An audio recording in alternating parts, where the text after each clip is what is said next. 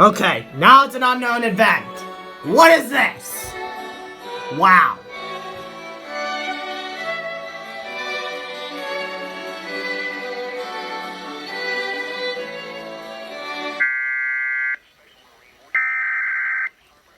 Oh wait, nope. I think I heard it's a special marine warning.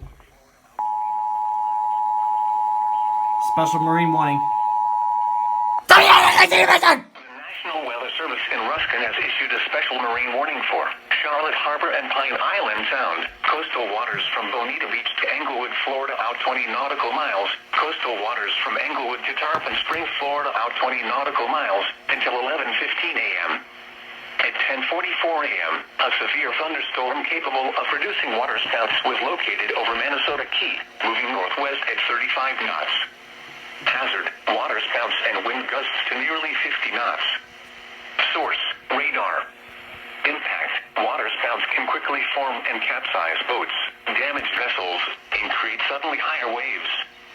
Make sure all on board are in a secure location and wearing life jackets. Expect wind gusts in excess of 34 knots, suddenly higher waves, frequent lightning, and heavy downpours. Make sure all on board are wearing life jackets.